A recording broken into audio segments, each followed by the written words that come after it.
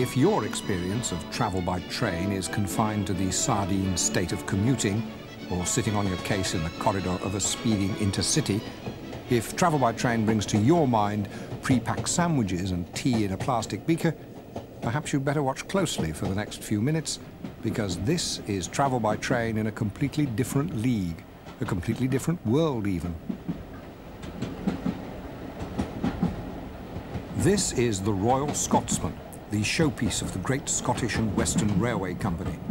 Carriages restored to their full Victorian and Edwardian glory, so that travellers of today can experience the splendid style of yesterday. The observation car, for example, was built in 1892. Then it was a dining saloon. Now you sit in it to see where you're coming from. But surely the more important question is, where are you going to? The Bridge of Orkney, a station lying on the route to Rannoch Moor and Fort William.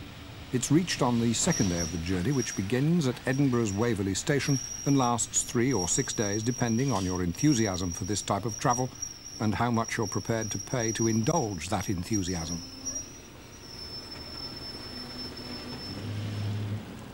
You'll not spend all your time on board the train. When the Scotsman pauses in her royal progress, a luxury coach is on hand to take passengers to places of interest away from the trackside. These excursions are included in the basic price of the holidays, which is just as it should be, for those prices are steep, a minimum of £950 for 3 days. But the high quality of what you get for that money is reflected in every ingredient, every aspect of the holiday. Whether you're travelling by rail or road, you're in a first-class seat all the way. One of the excursions on that second day is to Achnacarry, the home of clan chieftain Sir Donald Cameron of Lochiel. Built in the early 1800s, it's closed to the public, but one advantage of being a Royal Scotsman passenger is that you're an exception to that rule. The clan and the Ardens. His own personal banner, you know. So. Yes.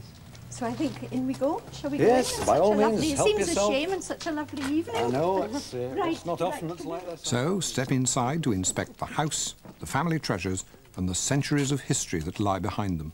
The North Americans in our group were immensely impressed.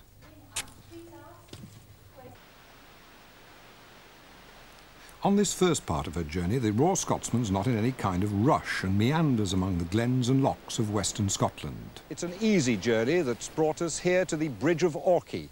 Brought us in considerable comfort, I must say, to the heart of a stark and uncompromising landscape. A landscape which, in its own grand way, is as much of an attraction as the Royal Scotsman herself, and one which provided an unexpected bonus.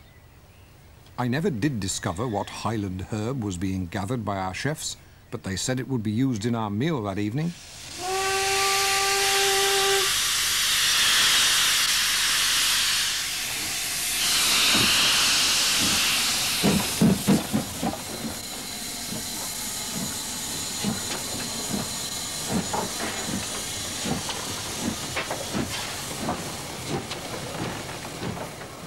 Your thoroughgoing 100% railway enthusiast will be satisfied with nothing less than steam.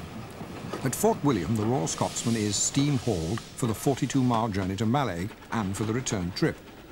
The absence of her usual ScotRail diesel power means a cold meal and failures with the plumbing, but that's the penalty you pay for authentic nostalgia. And just in case any thoroughgoing 100% railway enthusiasts are wondering, yes, I do know that the great Scottish and Western Railway Company was created only 2 years ago, and that the Royal Scotsman is the train that never was. But who's complaining?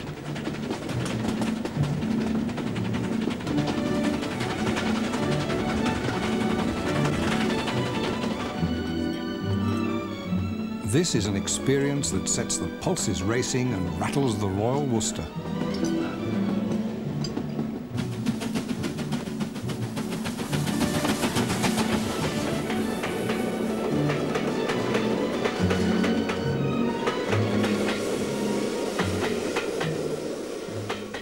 The Royal Scotsman is all about exclusivity, carrying at most 28 passengers with a dozen staff to look after them. Unlike other luxury trains, and the Orient Express is the one most frequently quoted, this doesn't simply carry you from A to B, but takes its time covering the Highland tracks. It stops each night, so you may sleep undisturbed. There are single as well as double cabins with or without private bathrooms, and what you get is reflected in the price you pay. 1985 was its first year of operation, and the demand for sleeping compartments with private bathrooms, state cabins, was so great that this year a new type of cabin has been added, the luxury twin.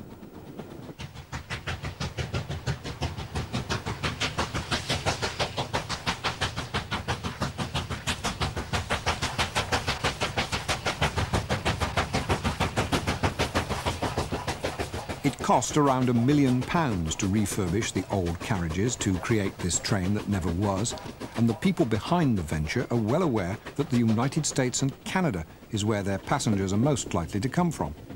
This was certainly true on the trip we took.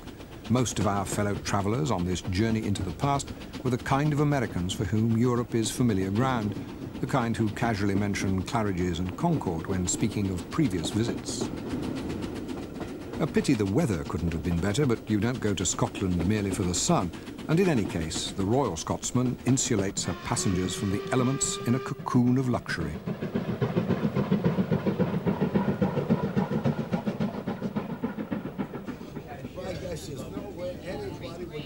The success of a venture like this depends entirely on the quality of service that's provided.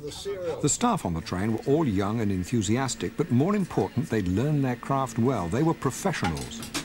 The two chefs used every inch of the tiny kitchen, just 10 feet by 6, to prepare absolutely first-class meals.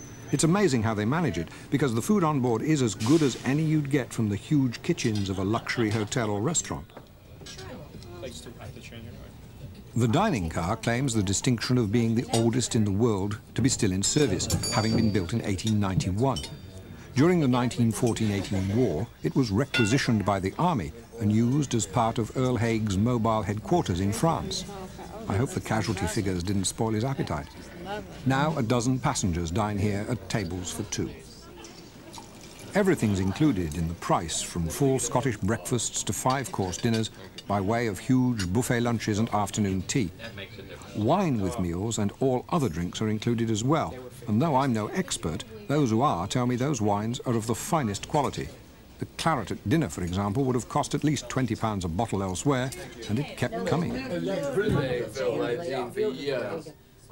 Meals are also served in the family saloon car, which was built in 1912 and is the only carriage not to have a painted livery. Inside and out it is highly varnished teak, just the setting for a family to dine in style, as this one chose to do. There's no denying that this is a very expensive way of capturing the past on holiday, but the Royal Scotsman is like all other luxury trains around the world. If you're going to travel on her, you have to do it in style.